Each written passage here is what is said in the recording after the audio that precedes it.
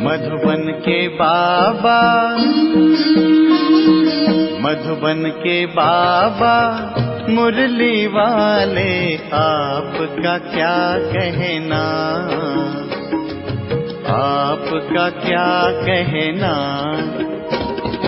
मधुबन के बाबा मुरली वाले, आपका क्या कहना। ओम शांति। 22 फरवरी 2024। मीठे बच्चे, इस शरीर से जीते जी मरने के लिए अभ्यास करो। मैं भी आत्मा, तुम भी आत्मा। इस अभ्यास से ममत्व निकल जाएगा। प्रश्न, सबसे ऊंची मंजिल कौन सी है? उस मंजिल को प्राप्त करने वालों की निशानी क्या होगी? उत्तर, सभी देहधारियों से ममत्व टूट जाए, सदा भाई भाई की स्मृति रहे, यही है ऊंची मंजिल। इस मंजिल पर वही पहुंच सकते हैं जो निरंतर देही अभिमानी बनने का अभ्यास करते हैं। अगर देही अभिमानी नहीं तो कहीं न कहीं फंसते रहेंगे, या अपने शरीर में या किसी न किसी मित्र संबंधी के शरीर में। उन्हें कोई की बात अच्छी लगेगी या कोई का शरीर अच्छा लगेगा। ऊंची मंजिल पर पहुंचने वाले जिस्म अर्थात देह से प्यार कर नहीं सकते। उनका शरीर का भान टूटा हुआ होगा। ओम शांति। रूहानी बाप रूहानी बच्चों को कहते हैं, देखो मैं तुम सभी बच्चों को आप समान बनाने आया हूँ। अब बाप आप समान बनाने कैसे आएंगे? वो है निराकार। कहते हैं, मैं निराकार हूँ। तुम बच्चों को आप समान अर्थात निराकारी बनाने, जीते जी मरना सिखलाने आया हूँ। बाप अपने को भी आत्मा समझते हैं ना? इस शरीर का भान नहीं है। शरीर में रहते हुए भी शरीर का भान नहीं है। ये शरीर उनका तो नहीं है ना? तुम बच्चे भी इस शरीर का भान निकाल दो। तुम आत्माओं को ही मेरे साथ चलना है। ये शरीर जैसे मैंने लोन लिया है, वैसे आत्माएं भी लोन लेती है पार्ट बजाने लिए। तुम जन्म जन्मांतर शरीर लेते आए हो। अब जैसे मैं जीते जी इस शरीर में हूँ, परंतु हूँ तो न्यारा और मरा हुआ। मरना शरीर छोड़ने को कहा जाता है। तुमको भी जीते जी इस शरीर से मरना है। मैं भी आत्मा, तुम भी आत्मा। तुमको भी मेरे साथ चलना है या यहाँ ही बैठना है। तुम्हारा इस शरीर में जन्म जन्मांतर का मोह है। जैसे मैं अशरीरी हूँ, तुम भी जीते जी अपने को अशरीरी समझो। हमको अब बाबा के साथ जाना है। जैसे बाबा का ये पुराना शरीर है, तुम आत्माओं का भी ये पुराना शरीर है। पुरानी जुत्ती को छोड़ना है। जैसे मेरा इसमें ममत्व नहीं है, तुम भी इस पुरानी जुत्ती से ममत्व निकालो। तुमको ममत्व रखने की आदत पड़ी हुई है, हमको आदत नहीं है। मैं जीते जी मरा हुआ हूँ, तुमको भी जीते जी मरना है, मेरे साथ चलना है। तो अब ये प्रैक्टिस करो। शरीर का भान कितना रहता है बात मत पूछो। शरीर रोगी हो जाता है तो भी आत्मा उसको छोड़ती नहीं है। इससे ममत्व निकलना पड़े। हमको तो बाबा के साथ जाना जरूर है। अपने को शरीर से न्यारा समझना है। इसको ही जीते जी मरना कहा जाता है। अपना घर ही याद रहता है। तुम जन्म जन्मांतर से इस शरीर में रहते आए हो, इसलिए तुमको मेहनत करनी पड़ती है, जीते जी मरना पड़ता है। मैं तो इसमें आता ही टेम्पररी हूँ। तो मरकर चलने से अर्थात अपने को आत्मा समझकर चलने से कोई भी देहधारी में ममत्व नहीं रहेगा। अक्सर करके किसी न किसी का किसी में मोह हो जाता है, बस उनको देखने बिगड़ रह नहीं सकते। ये देहधारी की याद एकदम उड़ा देनी चाहिए, क्योंकि बहुत बड़ी मंजिल है।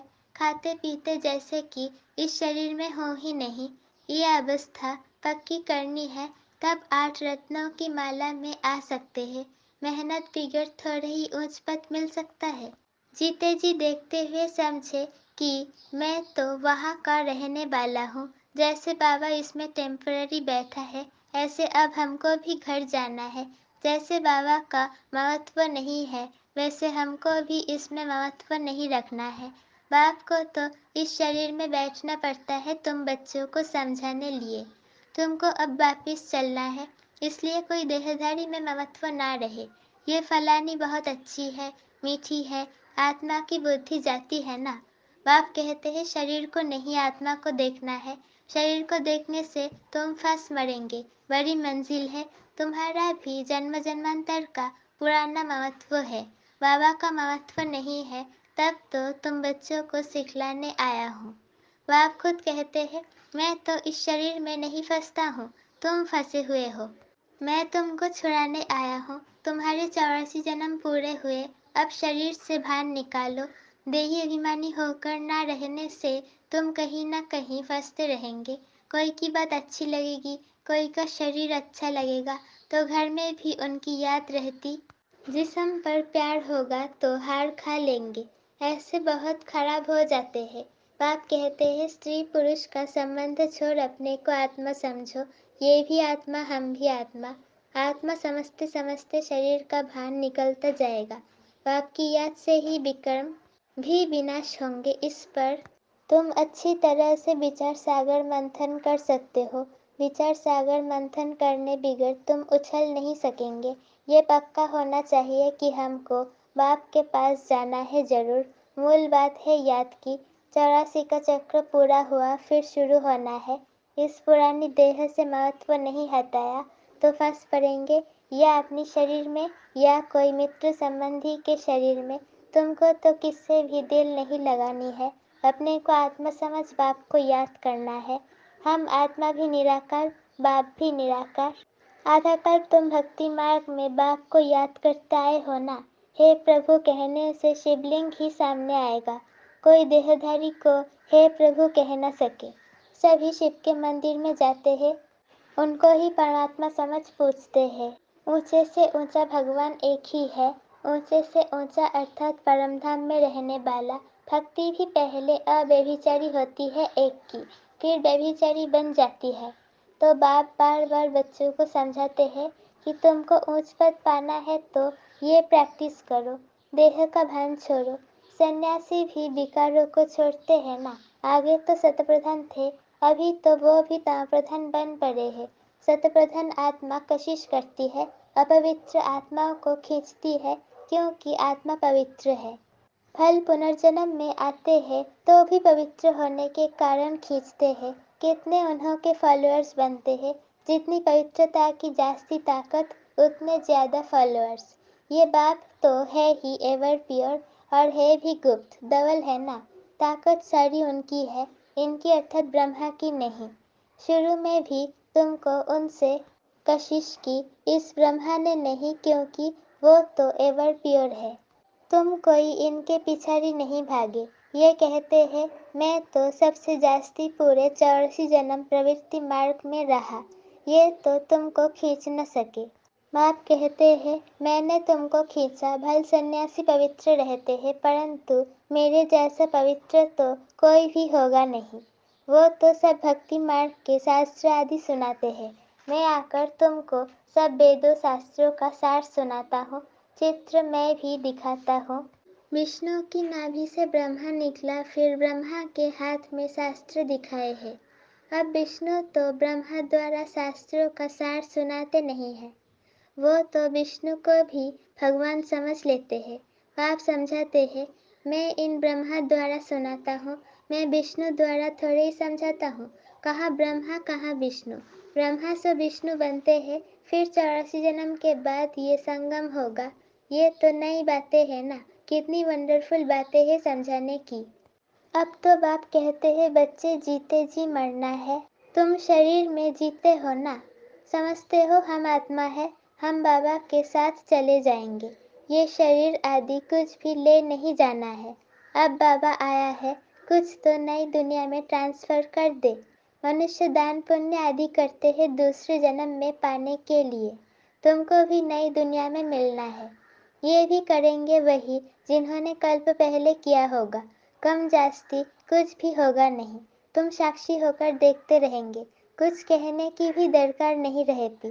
फिर भी बाप समझाते हैं जो कुछ करते हैं तो उसका भी अहंकार नहीं आना चाहिए।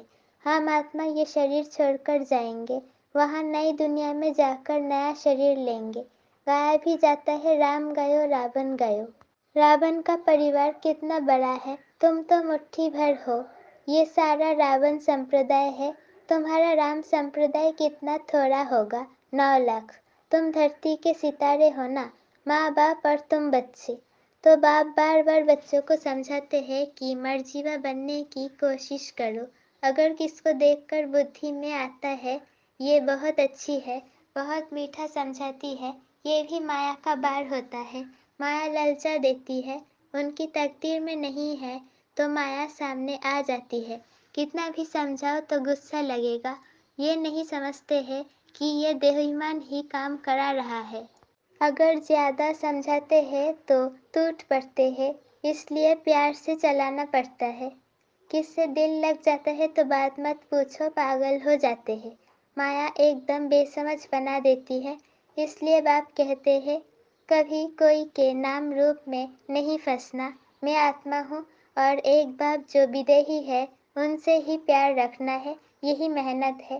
कोई भी देह में महत्व ना हो, ऐसे नहीं घर में बैठे भी वो ज्ञान देने वाली याद आती रहे, बड़ी मीठी है, बहुत अच्छा समझाती है। अरे मीठा तो ज्ञान है, मीठी आत्मा है। शरीर थोड़ा ही मीठा है, बात करने वाली भी आत्मा है। कभी भी शरीर पर आशिक नहीं होना है।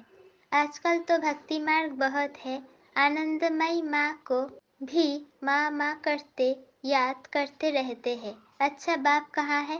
वर्षा बाप से मिलना है या माँ से? माँ को भी पैसा कहाँ से मिलेगा? सिर्फ माँ माँ कहने से जरा भी पाप नहीं कटेंगे।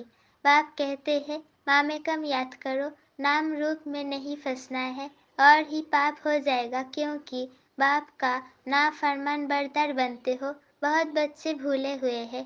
बाप समझाते हैं मैं तुम बच्चों को लेने आया हूँ, सो जरूर ले जाऊंगा, इसलिए मेरे को याद करो। एक मुझे याद करने से ही तुम्हारे पाप कटेंगे। भक्ति मार्ग में बहुतों को याद करते आए हो, परंतु बाप बिगड़ कोई काम कैसे होगा? बाप थोड़े ही कहते हैं माँ को याद करो, बाप तो कहते हैं मुझे याद करो, पतित पावन मैं हूँ। बाप के डायरेक्शन पर चलो, तुम भी बाप के डायरेक्शन पर औरों को समझाते रहो। तुम थोड़े ही पतित पावन ठहरे। याद एक को ही करना है, हमारा तो एक बाप दूसरा न कोई। बाबा हम आप पर ही बारी जाएंगे, बारी जाना तो शिव बाबा पर ही है और सबकी याद छूट जानी चाहिए। भक्ति मार्ग में तो बहुतों को याद करते रहते हैं, यहाँ तो एक शिव बाबा दूसरा न कोई, फिर भी कोई अपनी चलाते हैं तो क्या गति सदगति होगी। मूंछ पड़ते हैं बिंदी को कैसे याद करे। अरे तुमको अपनी आत्मा याद है ना कि मैं आत्मा हूँ, वो भी बिंदी रूप ही है, तो तुम्हारा बाप भी बिंदी है। बाप से वर्षा मिलता है, माँ तो फिर भी देहधारी हो जाती है, तुमको विदेही से ही वर्षा मिलना है, इसलिए और सब बातें छोड़ एक से बुद्धि जोग लगाना है। अच्छा मीठे मीठे सिकी लधे बच्चों प्रति माता पिता बाप दादा का याद प्यार और गुड मॉर्निंग। रूहानी बाप की रूहानी बच्चों को नमस्ते। हम रूहानी बच्चों की रूहानी माता पिता बाप दादा को याद प्यार गुड मॉर्निंग और नमस्ते। शुक्रिया बाबा शुक्रिया। धारणा के लिए मुख्तसर पहला पॉइंट, शरीर का भान खत्म करने के लिए चलते फिरते अभ्यास करना है, जैसे कि इस शरीर से मरे हुए हैं, न्यारे है, शरीर में है ही नहीं, बिगड़ शरीर आत्मा को देखे। दूसरा पॉइंट, कभी भी किसी के शरीर पर तुम्हें आशिक नहीं होना है, एक विदेही बाप से ही प्यार रखना है, एक से ही बुद्धि जोक लगाना है। वरदान, सेवा और स्व पुरुषार्थ के बैलेंस द्वारा ब्लेसिंग प्राप्त करने वाले कर्मयोगी भव। सेवा और स्व पुरुषार्थ के बैलेंस द्वारा ब्लेसिंग प्राप्त करने वाले कर्मयोगी भव। कर्मयोगी अर्थात कर्म के समय भी योग का बैलेंस हो। सेवा अर्थात कर्म और स्व पुरुषार्थ अर्थात योगयुक्त, इन दोनों का बैलेंस रखने के लिए एक ही शब्द याद रखो कि बाप कराबनहार है और मैं आत्मा करणहार हूँ। ये एक शब्द बैलेंस बहुत सहज बनाएगा और सर्वों की ब्लेसिंग मिलेगी। जब करणहार के बजाय अपने को कराबनहार समझ लेते हो तो बैलेंस नहीं रहता और माया अपना चांस ले लेती है। स्लोगन, नज़र से निहाल करने की सेवा करनी है तो बाप दादा को अपनी नज़रों में समा लो। नज़र से निहाल करने की सेवा करनी है तो बाप दादा को अपनी नज़रों में समा लो। ओम शांति।